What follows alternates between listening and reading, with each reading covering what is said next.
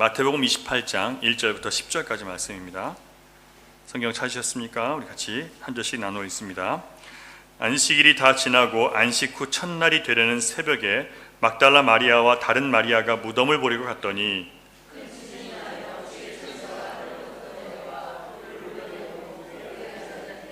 그 형상이 번개 같고 그 옷은 눈같이 희건을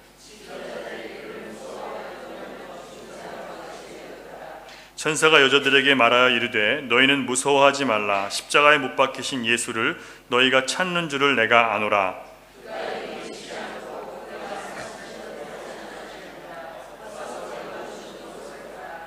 또 빨리 가서 그의 제자들에게 이르되 그가 죽은 자 가운데서 살아나셨고 너희보다 먼저 갈릴리로 가시나니 거기서 너희가 배우리라 하라. 보라 내가 너희에게 일렀느니라 하거늘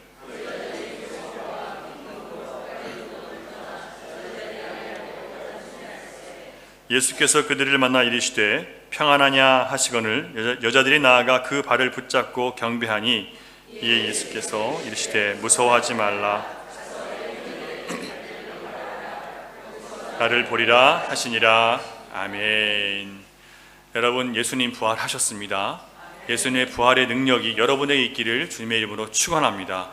그리스도의 부활은 모든 믿는 신자에게 가장 자랑스러운 사건입니다. 왜냐하면 그 어떤 다른 종교에서도 하나님이 친히 이 땅에 몸을 입고 오셔서 죽으신 일이 없고 그리고 그걸 통해서 우리의 죄를 사해 준 일이 없기 때문에 그렇습니다. 이것은 전무후무한 유일무이한 놀라운 사건이기 때문에 우리 신자들은 예수 그리스도의 부활에 대해서 반드시 자부심과 자랑하는 마음을 가지고 있어야 됩니다.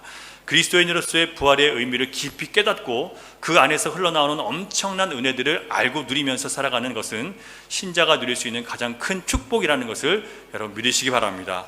예수 믿고 뭐를 가졌다 얻었다 그게 아니라 예수 그리스도를 믿고 우리에게 뭐가 왔다고요? 부활의 의미를 깨닫는 것, 하나님께서 예수 그리스도를 통해서 나에게 주신 그 은총과 사랑이 얼마나 큰지를 깨닫는 것이 제일 큰 축복이에요. 예수 믿고 대박났다? 그 축복 아니에요, 여러분. 진짜 축복은 예수를 믿은 것 자체가, 하나님의 구원을 받은 것 자체가, 영생을 얻은 것 자체가 진짜 축복인 겁니다, 여러분. 예수 믿었다고 다른 거 뭐 얻었다고 자랑하는 사람들 말 듣지 마세요. 진짜 축복은 주님이 내 안에 주인 되신 것, 그것이 진짜 축복입니다. 여러분 안에 주님이 살아계신다면 여러분 진짜 축복 받으신 거예요. 그러면 그 축복 때문에 다른 것들을 내려놓을 수 있는 거예요. 주님을 선택할 수 있는 거예요. 여러분 젊은 사람들 다 대부분 이 고난주간을 놀러가는 주간이라고 생각해요. 예수를 믿는다고 하는 사람들도 이 고난주간을 주님과 함께 고난을 같이 당하는 시간이라고 생각하지 않고 먹고 놀고 즐기고 나가 놀아요. 여러분 주님의 부활이라는 것은 우리가 신자가 제일 기뻐하고 가장 의미 있는 날인데 이걸 놀러 간다는 것은 있을 수가 없는 일이에요. 여러분, 저는 부활주의를 지키지 않는 사람들은 신자라고 보지 않습니다. 아멘. 그럼 신자 아니에요. 그런 사람들은요 어떻게 주님의 부활에 동참하지 않을 수 있어요? 여러분, 안타깝게도 이처럼 부활의 능력이 너무나 놀랍고 큰 것인데 이날 왜 우리가 감격해야 되는지도 모르고 왜 기뻐해야 되는지 이유도 모르고 그냥 의미 없게 부활절을 지내는 신자들도 많이 있습니다. 여러분, 그 이유가 뭘까요? 왜 부활절이 별로 큰 의미가 없을까요? 신자라면 부활절이 가장 큰 의미가 있는 건데 왜 의미 없이 지나가는 걸까요? 그 이유는 부활의 은총을 경험하려면 내가 어쩔 수 없는 죄인이고 하나님의 은혜가 없이는, 그리스도의 대속 대신 죽으시는 핏값이 없이는 살 수 없음을 깨달아가는, 그걸 깨달으려면 내가 고통스러운 과정이 있어야 되는데 그 고통스러운 과정을 감당하고 싶어 하지 않기 때문에 그런 거예요.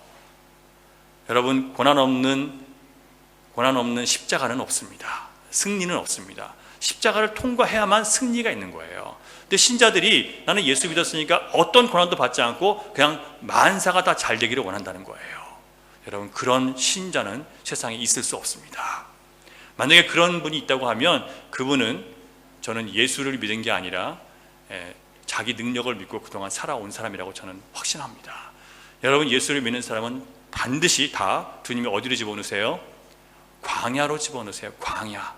왜냐하면 우리가 예전에 내 옛 자아의 모습에서 이제 새 것, 주님의 것으로 바뀌어져야 되는데 그냥 그대로 우리가 주님의 것으로 바뀌지 않아요. 그래서 모든 신자는 주님이 광야로 집어넣으신단 말이에요. 그런데 모든 신자들이 광야는 싫어하는 거예요. 그러니까 조금 어려운 것들이 요구되고 조금 더 내가 희생하고 수고해야 될 것이 요구되면 피해버리는 거예요, 여러분. 이게 너무 안타까운 겁니다. 여러분, 신앙은 예수 그리스도를 나의 유일한 구원자요 또한 내 삶의 주인으로 모시는 것이 신앙입니다. 자, 예수 믿고 뭐가 잘 되고 뭐가 생기고 이게 신앙이 아니라 예수를 믿는 게 뭐라고요? 예수 그리스도를 나의 유일한 구원자, 예수 그리스도를 나의 유일한 주인으로 모시는 게 신앙이에요, 여러분. 예수 믿고 뭐가 되고 그게 아니란 거죠. 여러분 확인하셔야 돼요. 또다시 가서 어디 가서 예수 믿고 뭘 받았다고 이런 거 얘기하지 마세요. 예수 믿고 주님이 나의 주인 되셨고 예수님이 나의 유일한 구원자다. 난 이제 더 이상 돈을 믿지 않고 내 능력을 믿지 않고 내 지혜를 믿지 않고 예수님을 믿고 산다. 여러분 이렇게 얘기하시는 게 진짜 신자인 모습이에요. 자, 그런데 우리가 이렇게 되려면 뭐가 필요하겠습니까? 우리가 정말 주님이 나의 구원자이심을 알고 주님이 나의 주인이신 것을 우리가 깨달아 가려면 어떤 과정이 필요할까요? 주님이 주인이신 것을 알고 깨닫기 위해서 여러분 그리스도와 하나님에 대해서 관심을 갖고 배워야 하는 고통스러운 시간들이 필요합니다. 그 시간 속에서는 내가 가지고 있는 생각들과 내가 가지고 있는 어떤 신의식, 종교의식들이 또 종교에 대한 생각들이 하나씩 부서져가는 과정이 있어야 되는 거예요. 그게 참 힘든 거예요. 나는 이렇게 믿고 싶고 나는 이렇게 신앙생활을 하고 있어요. 그런데 그게 아니라는 것을 성경 통해서 배우는 거예요. 특히 여러분 오랫동안 신앙생활 하시던 분들 중에서 제 설교를 들으면서 많이 부딪히시는 분들이 많아요. 왜냐하면 복음은 우리를 찌르거든요. 우리는 교회에 나와서 내가 인정받고 위로받고 칭찬받기 위해서 나왔는데 사실 복음은 그렇게 해주지 않아요. 복음은 우리가 잘못 살아왔다는 것을 끊임없이 보여주는 거예요. 지적해줘요. 그래서 내가 잘못 살았구나라는 것을 인정하면서 내가 누가 필요해요? 이 잘못 살아온 인생을 되돌려 주실 예수 그리스도가 필요하다는 것을 인정하게 만드시는 거예요. 그래서 여러분 주님 앞에 나와서 계속 찔림을 받는 거예요.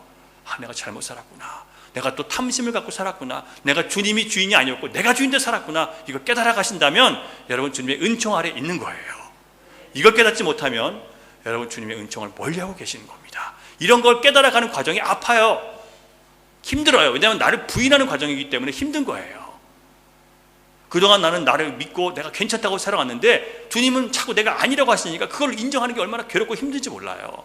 그래서 예수 믿는 게 힘든 거예요, 여러분. 하나님이 허락하신 상황에 대해서 말씀을 통해서 하나님께서 세상을 다스리는 방식과 우리를 구원하는 방식을 알아야 되는데 그걸 알려고 하는 마음이 없을 때가 있습니다. 여러분 주님이 어떤 여러분의 삶 속에서 이렇게 저렇게 인도하시는 방향들이 있는데 여러분 그것들을 배우고 싶은 마음이 얼마나 있으십니까? 여러분 중에 잘 배우시는 분들도 계세요. 하지만 여러분 주님께서 세상을 지으시고 세상을 다스리시고 가장 지혜로우시고 완전하신 분이라고 여러분 믿으십니까? 그렇다면 여러분 주님의 말씀을 통해서 주님의 지혜를 받아야죠. 어떻게 여러분 주님의 지혜를 배우시겠어요? 뭘 통해서 배우시겠어요? 성경을 통해서만 배울 수 있는 거예요. 그럼 여러분 정말 주님의 지혜를 구한다면 뭘 찾으셔야 돼요? 하나님 말씀을 배우고 찾으셔야죠. 여러분이 하나님 말씀을 안 보고 의지하지 않고 찾지 않는다는 것은 내가 내 힘으로 살 수 있다고 스스로 인정하고 있는 거예요. 주님께 매달려 기도하지 않는 것은 내 힘으로 내 능력으로 갈 수 있다고 착각하고 있기 때문에 그래요. 여러분 잠시는 갈 수 있어요. 하지만 끝까지는 못 가요. 주님은 끊임없이 여러분이 정말 신자라면 여러분이 감당할 수 없는 문제들 가운데 여러분 집어넣으실 거예요. 왜냐하면 그렇게 해야지 여러분이 주님을 의지하고 고개 숙일 수 있으니까요. 우리가 문제가 없으면 주님 찾겠어요, 여러분? 어려움 없으면 주님 찾겠냐 말이에요. 우리 안 찾아요. 우리 그런 사람들 아니에요.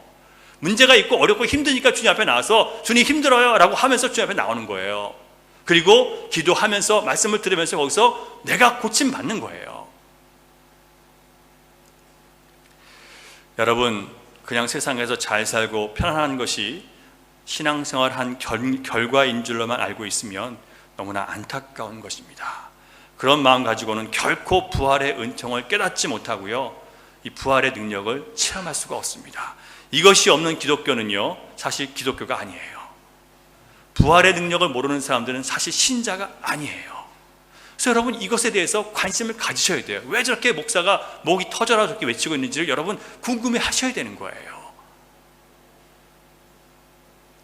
여러분이 신앙생활 하면서 여전히 주님과 가까워지지 않았고 고난 중에 오히려 하나님의 축복을 발견하지 못하셨다면 여러분 주님을 배우셔야 됩니다.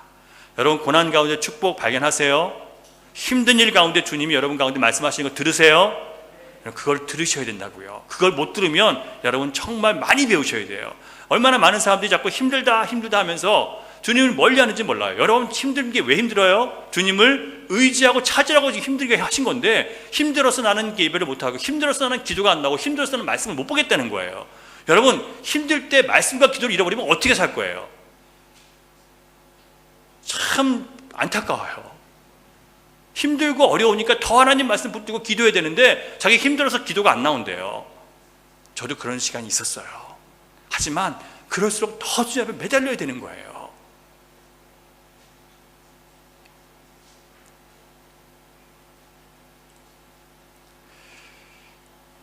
여러분 오늘 본문에서 우리는 부활을 믿지 않는 신자들의 절망을 발견할 수 있습니다. 오늘 이 성경에서요, 부활을 믿지 않은 여인들의 절망을 우리는 발견하는 겁니다. 부활을 믿으면 절망하지 않는데 부활을 믿지 않으니까 절망하는 거예요. 그러므로 우리는 반드시 부활을 믿는 신자가 되어야 합니다. 이것이 우리의 미래를 바꾸기 때문에, 우리의 내일을 바꾸기 때문에 우리 인생에 가장 중요합니다. 여러분 이렇게 믿으십니까? 부활을 믿는 것이 우리의 미래를 바꾸기 때문에 가장 중요해요. 오늘 이 말씀을 통해서 반드시 부활을 믿는 신자들 되시기를 주님의 이름으로 축원합니다. 오늘 본문을 보면요, 예수님의 부활을 믿지는 않았지만 그래도 살아생전에 나에게 좋은 말씀 해주시고 귀신도 쫓아내주시고 죽었던 오빠 나사로도 살려준 그런 은혜가 너무나 커서 예수님에게 마지막 충성을 다하는 여인들의 모습이 나옵니다. 그 여인들은 막달라 마리아, 그리고 야고보, 요한의 어머니 마리아, 그리고 살로메라는 여인, 그리고 또 다른 여인 하나가 있었습니다. 다른 성경에 보면 구스의 아내 요한나라는 이름으로 나와 있습니다. 그들은 예수님의 십자가를 멀리서 바라보면서 슬피 울었던 여인들이고, 예수님이 돌아가서 이제 무덤에 장사될 때 와서 같이 장사를 지는 여인들입니다. 끝까지 주님 무덤을 지킨 사람들이죠. 죽음을 지킨 사람들이에요. 근데 여러분 그들이 주님의 부활을 믿지는 않았어요. 그래서 몹시 슬퍼하고 절망했습니다. 어떤 사람들은 이 여인들이 주님의 부활을 기다리기 위해서 사흘 만에 찾아왔다고 그렇게 얘기하기도 하는데요. 여러분 그 여인들은 주님의 부활을 기대하면서 온 게 아니라 뭐 하러 왔어요? 기름 바르러 온 거예요. 장사 지내기 위해서 온 것이지 살아있는 사람 만나러 온 게 아니라 죽은 사람 만나러 온 거예요. 마가복음 16장 1절부터 3절을 보면 그 답이 나오는데 제가 읽어드릴게요. 안식일이 지남에 막달라 마리아와 야고보의 어머니 마리아와 또 살로메가 가서 예수께 바르기 위하여 향품을 사다 두었다가 안식 후 첫날 매우 일찍이 해 돋을 때에 그 무덤으로 가며 서로 말하되 누가 우리를 위하여 무덤문에서 돌을 굴려주리요 하더니, 여러분 그 여인들은요 지금 죽으신 주님에게 향품 발라드리러 가는 거예요. 부활을 기대했어요? 안 했어요? 전혀 기대하지 않았어요. 향품은 죽은 자를 위해서 바르는 것이고요, 따라서 이 여인들은 죽은 예수님을 기억하고 예의를 표하기 위해서 간 거예요. 그들은 예수님이 사흘 만에 다시 살아나실 것이라는 말씀을 들었어요? 안 들었어요? 들었어요. 분명히 들었는데 주님이 부활하실 것을 전혀 생각하지 않고 있었던 거예요. 여러분 그리스도인들은 고난을 통한 승리를 믿는 사람들이고 죽음을 이기는 생명을 믿는 사람들입니다. 여러분 죽은 다음에 어디 가요? 영원한 지옥으로 떨어집니까? 영원한 천국으로 가십니까? 그걸 누가 판가름해요? 이렇게 자신이 없으세요. 여러분 죽으시면 어디 가실 거예요? 천국 가셔야죠. 그걸 누가 판단해요? 예수 그리스도께서 기준이 되셔서 예수 그리스도를 내 구주로 믿는 자들은 주님이 천국으로 보내신다고 말씀하셨어요. 주님이 그래서 우리가 주님을 자꾸 주인으로 모시기 위해서 애쓰는 거예요. 그래야 우리의 천국이 점점 확실해지는 거거든요. 예수를 믿는다고 하면서도 주님을 가까이 하지 않으면 자꾸 불안해지는 거예요. 내가요, 나 이런 천국 가는 거 맞아? 그게 불안해진단 말이에요. 그래서 주님을 찾아 나오고 듣다 보면 점점 천국에 대한 자신감이 생기고 확신이 생기는 거예요. 그래야 바깥에 나가서 주님을 전할 수 있는 사람이 되는 거예요.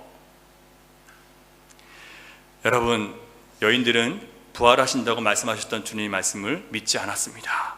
그 말씀을 믿지 않았기 때문에 절망하고 슬퍼했고 울면서 주님의 죽으심을 기리러 가는 거예요. 여러분 우리가 살면서 크고 작은 어려움과 문제 속에서 죽겠다 하면서 사는 것은 고난을 이기고 죽음을 이기고 승리하신 예수님, 부활하신 능력의 주님을 믿지 않기 때문에 한숨과 탄식이 자꾸 새어 나오는 것입니다. 여러분, 살아계신 주님을 우리가 정말 믿으십니까? 아니면 무덤에 머물러 있는 주님을 믿으시고 계십니까? 한번 잘 생각해 보세요. 여러분, 주님이 살아계신 주님을 믿으시는 거예요? 아니면 무덤에 머물러서 전혀 내 삶과 관계없는 그런 주님을 믿고 계신 거예요? 오늘 본문에 나오는 여인들은 부활하신 주님이 아닌 무덤에 머물러 있는 주님을 만나러 간 거예요. 그래서 걱정이 태산 같은 거예요. 여러분, 살아계신 주님을 믿는다면 걱정이 태산 같지가 않아요. 그걸 넘어설 수 있어요. 근데 죽은 주님을 믿으면 걱정이 태산 같은 거예요. 왜요? 돌문을 어떻게 굴리나, 그 큰 돌문을 여인 넷이서 어떻게 굴리나, 답이 없잖아요. 하지만 답이 없지만 그냥 가보는 거예요. 여러분, 오늘도 내 삶에서 일하시는 살아계신 주님을 믿지 못하면 모든 것이 다 걱정거리일 수밖에 없습니다. 살아계신 주님을 믿으시지 않으면 여러분 인생 미래 다 걱정거릴 수밖에 없어요. 저도 청년의 때 제 인생의 제 미래에 대해서 너무나 걱정을 많이 하고 산 사람입니다. 과연 내가 나중에 뭐가 될까? 이렇게 살아서 뭐가 내가 될 수 있을까? 정말 괴로워하며 살았습니다. 하지만 그 인생을 예수 그리스도께 맡긴 이후부터 불안과 두려움이 있었지만 그것을 기도로 주님께 맡길 수 있었어요. 그때부터 저는 주님께서 제 길을 인도하신다는 확신을 조금씩 가지면서 안전함을 느낄 수 있었어요. 평안함을 느낄 수 있었어요. 여러분, 청년의 때 이런 믿음을 간다는 건 쉬운 거 아니에요. 내 인생 불안한 이유가 항상 있어요. 저 같은 경우에 특별히 또 저희 아버지 목사였잖아요. 제 미래를 책임질 수 있을 만한 능력이 없어요. 그러니까 현실적인 문제, 능력이 안 되는 아버지를 믿고 있으니까 저는 제 미래를 위해서 걱정을 하기 때문에 기도할 수밖에 없는 거예요. 여러분, 우리가 우리 미래를 생각할 때 누군가 내 뒤를 받쳐줄 수 있는 사람이 있어서 그 사람 때문에 내가 든든하다면 여러분, 그거 여러분 꺾으셔야 돼요.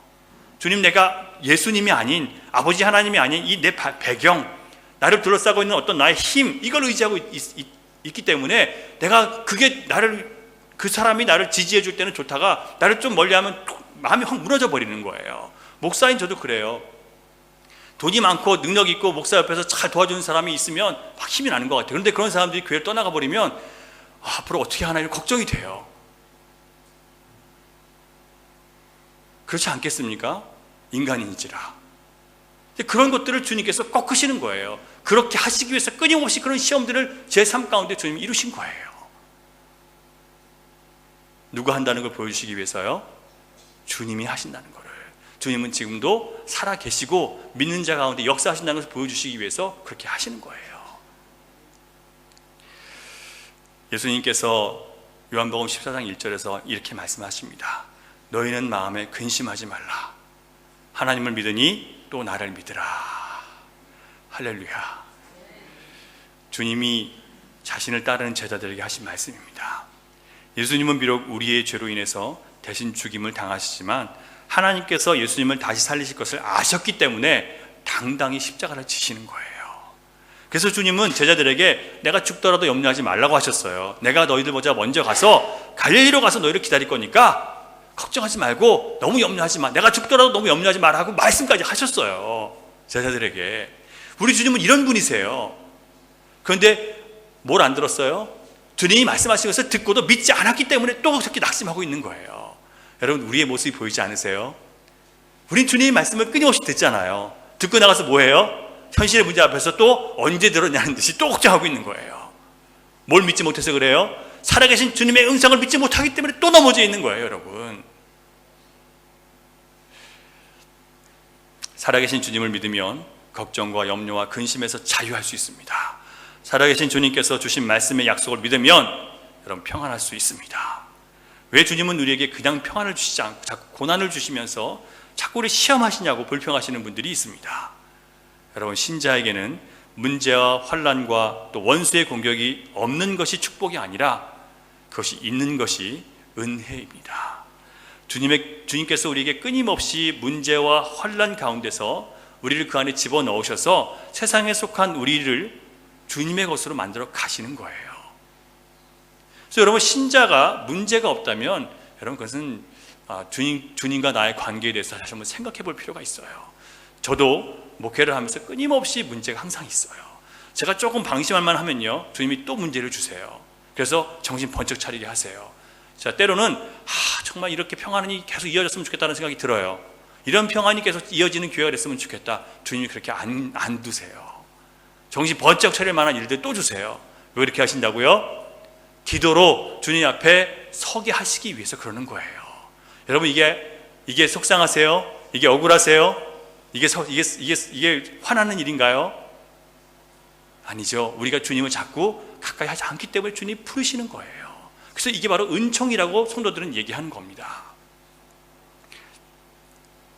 여러분, 우리가 예수님은 나의 주와 그리스도라고 말은 합니다. 하지만 여전히 주인이 누구예요? 내가 주인일 때 많죠. 그리고 물질이 내 능력이고 내 가족이 내 구원이라고 믿고 사는 그런 순간이 참 많습니다. 그거를 고치시기 위해서 주님은 여러 가지 연단의 훈련, 환경 속에서 우리를 집어넣으실 수밖에 없는 겁니다. 여러분 기억하세요. 살아계신 주님을 여러분의 인생의 주인으로 모시고 하나님과 관계하면서 살지 않을 때 여러분, 우리 인생에 참된 평강과 쉼은 없습니다. 여러분, 쉬는 것 같지만 쉬는 게 아니에요. 참된 평안은 오직 나의 죄를 대신 감당해 주시기 위해서 십자가에 죽으신 예수 그리스도를 믿음으로 얻는 죄의 사함을 통해서만 참된 평안이 올 수 있어요. 주님 때문에 죄의 사함 받았다는 그 확신이 올 때, 그때서야 주님이 내 안에서 주시는 평안이 나를 사로잡는 거예요. 또한 오늘도 내 삶 가운데 역사하고 살아계신 주님을 믿고 살아갈 때 주님은 참된 평안을 우리에게 주십니다. 우리가 만들어 놓은 평안, 안전, 행복 다 한순간에 무너질 수 있습니다. 그러나 주님이 주시는 평안은 세상에서 절대 사라지지 않는 영원한 것이기 때문에 그 누구도 빼앗을 수 없고 무너뜨릴 수 없습니다. 주님은 우리에게 이런 부활의 능력을 주시기를 원하고 계십니다. 그런데 우리가 현실에 안주하느라고 이 영원한 것을 잊고 살아갈 때가 많습니다. 비록 여인들은 예수님의 부활을 믿고 찾아간 것은 아니었지만 중요한 것은요, 그 여인들이 예수님이 다시 살아나셨다는 소식을 천사들로부터 가장 먼저 들었어요. 자, 천사들이 나타나서 여인들에게 말합니다. 6절 보세요. 28장 6절 같이 읽습니다. 시작. 그가 여기 계시지 않고 그가 말씀하시던 대로 살아나셨느니라. 와서 그가 누우셨던 곳을 보라. 그 장면을 한번 머리에 떠올려 보세요. 형상이 번개 같고 그 옷은 눈같이 희다고 했어요. 천사의 모습이. 이 번개 같다고 하는 이 표현은요, 성경을 보면 하나님의 권능을 표현할 때 자주 쓰이는 표현이에요. 번개는 아주 대단한 거잖아요. 번개는 무섭고 번개 맞으면 뭐 그냥 불타버리고 없어지는 건데, 그 번개의 그 권능, 하나님의 권능을 상징하는 게 번개예요. 그리고 옷이 눈같이 희다고 했습니다. 예사람 여러분, 그만큼 빠르고 능력 있고 위험이 있어서 함부로 접근할 수 없는 그런 굉장한 위험을 가지고 천사가 나타났어요. 그리고 여인들은 예수님 무덤 앞에 딱 갔는데 무슨 장면을 발견했어요? 돌문은 활짝 열려 있고 그 옆에서 예수님의 부활을 막으려고 지키던 경비병들은 잔뜩 겁먹고 죽은 사람처럼 서 있는 거예요. 뭐 때문에요? 이 천사들 때문에. 그 위험 앞에 너무 두려워서 꼼짝없이 서 있는 거예요. 그때 천사들은 여인들에게 복된 소식, 곧 복음을 전하는데요, 이렇게 말씀하고 있죠. 너희는 무서워하지 말라. 십자가에 못 박히신 예수를 너희가 찾는 줄을 내가 아노라. 그가 여기 계시지 않고 그가 말씀하시던 대로 살아나셨느니라. 여러분, 여러 번 말씀하셨어요. 예수님은요, 내가 다시 살아나리라. 근데 그걸 안 믿었기 때문에 이 여인들은 낙심했던 거예요. 그래서 다시 한번 말씀하시죠. 그가 말씀하셨던 대로 그가 여기 계시지 않고 다시 살아나셨느니라. 여러분, 우리가 아무리 믿지 못하고 부인해도, 아니라고 우리가 해도 예수님은 부활하셨습니다. 사람들이 아무리 그것은 신화이고 헛소리라고 해도 예수님은 부활하셨습니다. 그것을 믿는 자에게는 지혜가 되어주시고 생명이 있고 승리가 있고 참된 영광이 있고 생명의 부활이 있습니다. 여러분, 천사의 말을 들어보세요. 오늘 죽은 믿음으로 살아가는 우리에게 주신 말씀입니다. 7절 하반절.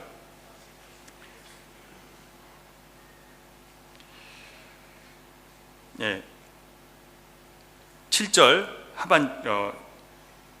6절입니다. 6절 같이 읽겠습니다. 시작. 그가 여기 계시지 않고 그가 말씀하시던 대로 살아나셨느니라. 와서 그가 누우셨던 것을 보라. 자, 여기서 중요한 말씀 뭐냐면요, 그가 말씀하시던 대로 살아나셨느니라. 여인들이 주님이 말씀하신 대로 믿었다면 슬퍼할 일이 없었을 것입니다. 시체에 기름 바르면서 걱정하면서 올 것이 아니라 부활하신 승리의 주님을 만나러 기쁘게 달려왔을 거예요. 뭘 했다면요? 말씀을 믿었다면. 사랑하는 여러분, 주님이 말씀하신 대로 믿는 것이 우리의 현실의 수많은 문제를 이기는 열쇠입니다. 정말 나에게 새 생명을 주신 부활의 주님을 믿는다면 왜 그 상황 가운데 자꾸 절망을 보세요? 왜 그 상황 가운데 자꾸 죽음을 생각하세요? 그 상황과 절망을 이기신 예수님을 왜 내 마음 가운데 모시지 않냐 말이에요. 그 약속을 왜 붙들지 않냐 말이에요. 그 고난 가운데 주님은 우리 연약함을 드러내셔서 주님을 의지하게 만드신단 말이에요. 그러면 우리는 주님 의지하면 되잖아요. 그게 주님께서 우리에게 원하시는 반응이에요. 그 상황 가운데서 예수님이 살아나셨다는 소식을 듣고 빈 무덤을 본 여인들은 무서움과 큰 기쁨으로 달려나갔다고 했습니다. 여기서 말하는 무서움은 그렇게 허무하게 죽으신 예수 그리스도가 진짜 하나님의 아들이셨다는 것을 깨닫고 무서움에 떨게 된 거예요. 이것은 하나님이신 예수님 앞에 온전한 경외심을 느끼는 거예요. fear, 두려움을 느끼는 거예요. 진짜 하나님이셨기 때문에.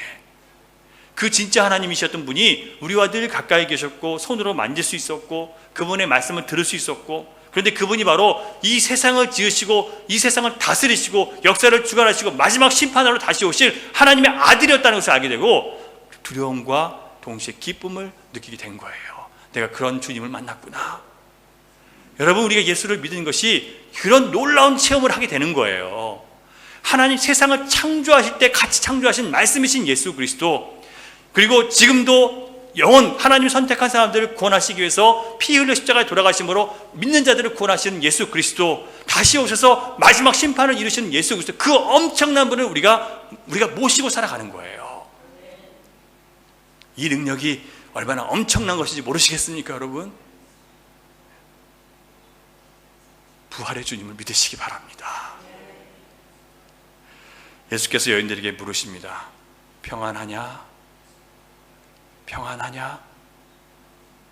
살아나신 주님을 만난 여인들은 이제 그 누구도 빼앗을 수 없는 평안, 세상의 그 어떤 위험도 협박도 먹고 살 그 문제나 절망도 빼앗을 수 없는 진정한 평안을 드디어 얻게 된 것입니다.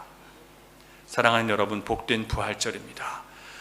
우리의 모든 의심을 던져버리시고 예수님이 말씀하신 대로, 성경에 기록된 대로 다시 살아나신 예수를 진짜로 여러분 믿으시는 은혜가 있기를 바랍니다. 이것은 아주 현실적이고 실제적인 믿음이지 성경에만 나오는 그런 믿음이 아니에요. 오늘 우리 삶을 변화시킬 수 있는 능력 있는 믿음이에요. 우리의 문제 가운데 직접 찾아오셔서 우리 삶을 변화시키고 우리를 다르게 만들어 가시는 진짜 능력이 우리 이 하나님 말씀 안에 있습니다. 마지막으로 우리가 한 가지 생각할 질문이 있어요. 예수님의 무덤을 찾은 여인들, 부활을 믿고 왔어요? 안 믿고 왔어요? 안 믿고 왔죠. 그런데 왜 주님은 가장 먼저 부활하신 그리스도를 만날 수 있는 영광을 그 여인들에게 주셨어요? 그들은 말씀하신 대로 믿는 믿음도 없었어요. 부활하신 그리스도를 믿는 믿음도 없었어요. 그들이 한 건 뭐예요? 주님을 찾아간 것밖에 없어요. 뭘 얘기하는 걸까요? 여러분, 주님을 찾아 나오세요. 믿음이 없다고 하지 마시고 주님을 찾아 나오세요.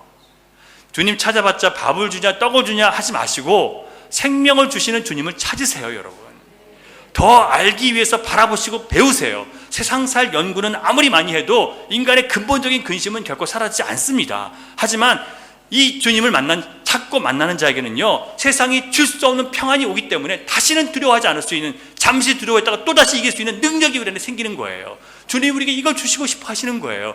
왜 이걸 여러분 갖고 싶어 하지 않을 수 있겠습니까? 누가? 여러분이 이걸 갖고 있다면 바깥에 나가서 여러분 이걸 전할 때 누가 여러분 부러워하지 않겠어요? 누가 예수님 믿지 않고 싶겠어요? 진짜로요.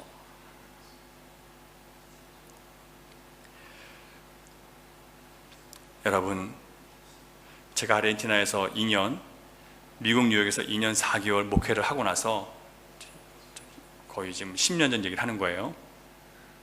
과연 복음을 전하는 것이 무슨 의미가 있는가?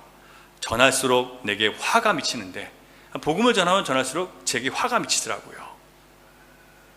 더 안 좋은 일이 계속 벌어지는 거예요. 그래서 저는 정말 이젠 그만하고 싶다라는 생각으로 한국에 돌아갔습니다. 참 힘든 것은요, 교회 안에서도 예수 그리스도가 내 죄 때문에 죽으시고 영생을 주시기 위해서 다시 살아나셨다고 하시는 그런 복음을 전하면 항상 이 반응이 상반되는, 극도로 상반되는 두 가지가 나타나는데, 복음보다는 교회 다니면서 복받고 만사형통한다는 거짓 복음을 사람들이 더 많이 좋아해요. 그리고 그런 자들이 교회 안에서 더 큰 영향력을 차지하고 있는 경우가 많습니다. 그래서 결국 제가 쫓겨나게 되더라고요. 그리고 함께 복음을 또 들으면서 조금 그 맛을 아는 사람들이, 같이 개척을 하자고 했던 사람들이 결국 이런저런 이유로 함께 참여하지 않는 것을 제가 미국에서 경험을 했었습니다. 처음에 시작했다가 그만 못하는 거예요. 왜냐하면 이 개척이라는 것이 엄청난 자기 희생이 필요하거든요. 그러니까 감당을 못하는 거예요. 그리고 저 역시 또 먼저 있던 교회 목사님이 제가 불법으로 이민 있다고 해서, 왜냐하면 교회에서 나왔기 때문에 비자가 더 이상 연장될 수 없다는 것 때문에 제가 이제 또 고발을 당해서 아예 미국에서 쫓겨나게 된 거예요. 억울하잖아요, 제가요. 그래서 다시는 제가 드루크 치사해서 내가 이 목사 안 한다. 그리고 제가 한국 들어간 거예요. 그리고 저는 어려서부터 꿈꿨던 버스 운전사나 트럭 운전사가 될 마음으로 한국으로 돌아갔습니다. 그때 저희 어머니께서 아버지 제자 목사님이 섬기던 작은 교회 새벽 예배를 다니고 계셨는데, 저희 같이 가자고 말씀하셨어요. 별로 내키진 않았지만 뭐 새벽기도 그동안 열심히 했는데 늘 쫓겨나고 어려움만 당하는데 뭐 새벽기도 갈 필요가 있어요. 그래서 내키지가 않았어요. 근데 어머니 혼자 새벽에 운전해서 20여 분 시골길 운전하는 게 좀 걱정스러워서 따라가기 시작했어요. 그때가 고난주간이었어요. 고난주간이 아니라 저 사순절 기간이었어요.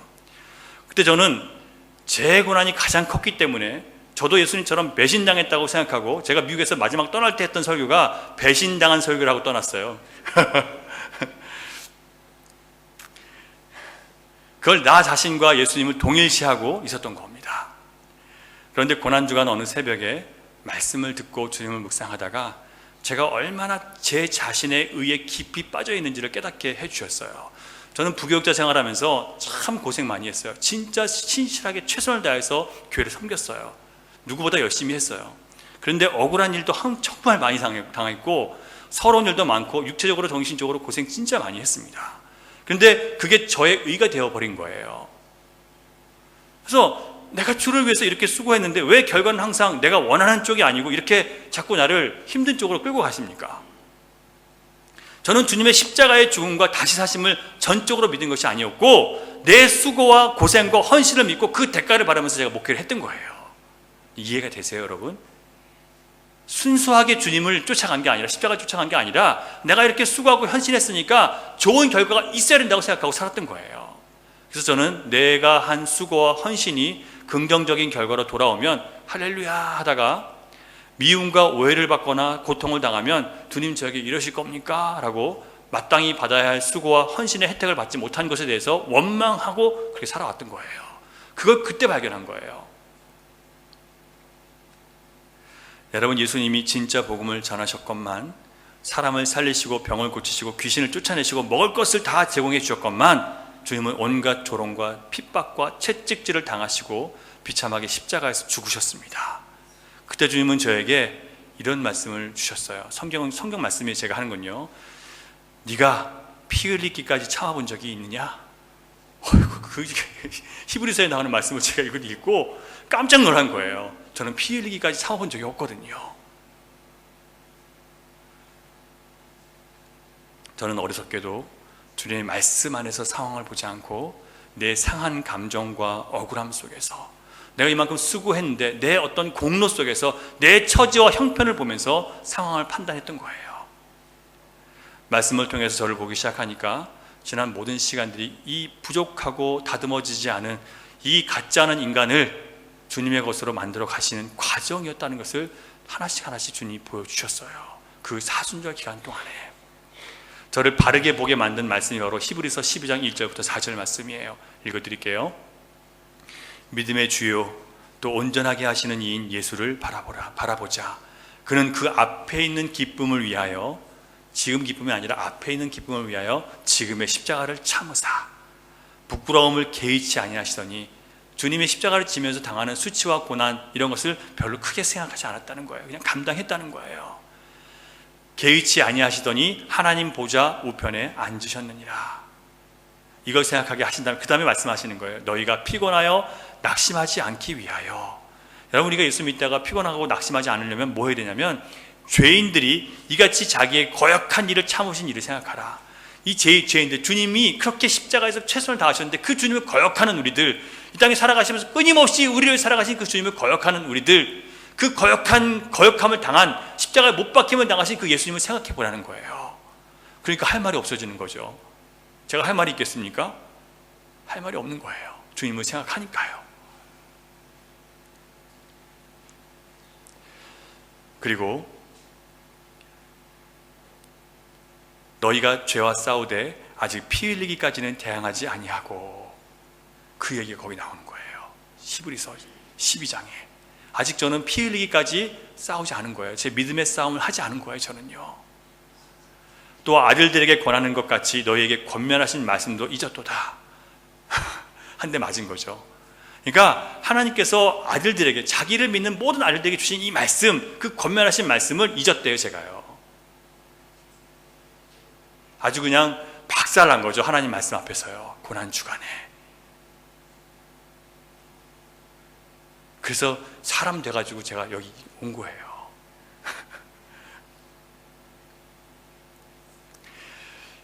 그래서 이렇게 말씀하셨어요. 마지막에 내 아들아, 주의 징계하심을 경히 여기지 말며 그에게 꾸지람 받을 때 낙심하지 말라. 주님은 저를 온전하게 하시기 위해서 예수만 바라보게 하셨습니다. 성경에 기록된 예수님은 오늘 인정받고 혜택받으려고 살지 않으셨고, 그 앞에 있는 즐거움을 위해서 십자가를 참으셨습니다.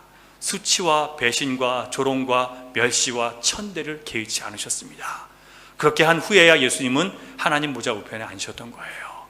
제가 주님의 종으로 쓰임받기 위해서는 제가 이 모든 것들을 감당하고 개의치 않는 사람이 되어야 했던 거예요. 그래서 주님은 저를 그렇게 만드신 거예요. 그런데 우리를 주님의 것으로 만들어 가시는 과정 속에서 우리가 당하는 많은 어려움을 감당하고 싶지 않아 합니다. 그래서 주님을 따라가는 일이 피곤하고 낙심되는 거예요. 주님이 이 말씀을 통해서 주신 깨달음은 제가 목회 사역에 피곤하고 낙심한 이유가 무엇이었는지 보여주신 거예요. 주님을 보지 않은 거예요. 그것은 죄인들이 자기에게 거역한 일을 참으신 예수를 생각하지 않고 있었다는 그 말씀을 저에게 주셨어요. 내 수고와 헌신이 대단해 보이니까 자꾸 억울하고 서러운 거예요. 주님이 나를 위해서 참고 견디신 것이 더 큰데 그걸 보지 못했던 거예요. 여러분, 제가 낙심한 이유는 제가 다 했다고 생각했기 때문에 그렇게 낙심할 수밖에 없었습니다. 그러나 저는 예수님처럼 피 흘리기까지 참은 적이 없었다고 말씀하셨습니다. 피 흘리기까지 참기 전에 항상 에잇 더럽다 하고 발로 뻥 차고 나온 적이 있거나, 아니면 쫓겨날 때 마치 내가 의로워서 쫓겨나는 것처럼 그렇게 생각하면서 그렇게 나온 적이 있었습니다. 죄인들이 예수님을 거역해서 주님의 피를 흘리게 했는데, 주님은 저에게도 피를 흘려야 된다고 말씀을 하신 겁니다. 둘째로, 여기서 주님은 이 말씀을 통해서 제가 아들들에게 권면하신 것 같이 주님의 말씀을 잊었다고 말씀하셨어요. 주님의 말씀을 잊고 목회를 했기 때문에 네가 그렇게 어렵고 힘들었다 말씀하시는 거예요. 여러분, 말씀 때문에, 그리고 예수 그리스도의 십자가를 묵상하면서 저는 제 완전한 절망과 낙심을 극복할 수 있었습니다. 그리고 나서 주님은 얼마 지 않아서 다시 교회에 세워주셨습니다. 여러분이 신자라면 이유 없는 고난이 없고요, 쓸데없는 절망은 없습니다. 답이 없는 절망도 없습니다. 여러분, 그 해답은 오직 예수 그리스도이십니다. 여러분, 비록 우리의 믿음이 약해도 주님을 찾으면 주님이 만나 주십니다. 여러분, 부활하신 주님, 생명의 주님을 찾으시기 바랍니다. 부활하신 주님을 찾고 믿는 자들을 주님은 말씀과 성령으로 인도해 주실 것입니다. 영광스러운 승리로, 완전한 평강으로, 세상에 어쩔 수 없는 믿음으로 여러분 우리를 반드시 이끌어내 주실 것을 믿습니다. 기도하겠습니다. 주님 감사합니다. 부활의 주님, 부활의 주님께서 우리에게 말씀 주셔서 감사드립니다. 하나님의 살아있는 말씀을 믿고 삶 속에 적용하는 자들에게 오늘도 역사하셔서 다시 살아나서 주님의 일을 감당할 수 있게 해주신다는 것을 말씀으로 듣게 해주셔서 감사드립니다. 비록 여인들 믿음이 없었습니다. 그러나 주님을 찾아 나왔기 때문에 주님께서 그들에게 믿음을 회복시켜 주셨습니다. 이 시간 주님, 믿음이 없어 나온 자들이 있다면 주님을 찾는 가운데 믿음을 회복할 수 있도록 역사해 주시옵소서. 주님을 체험하지 못했고 이 살아있는 부활의 고백이 없는 자들에게 주님 이 시간 찾아오셔서 성령 하나님 살아계신 주님의 부활을 믿는 그 놀라운 믿음의 능력이 우리 모두를 사로잡을 수 있도록 주여 역사해 주시옵소서. 믿사오며 예수님 이름으로 기도하옵나이다. 아멘.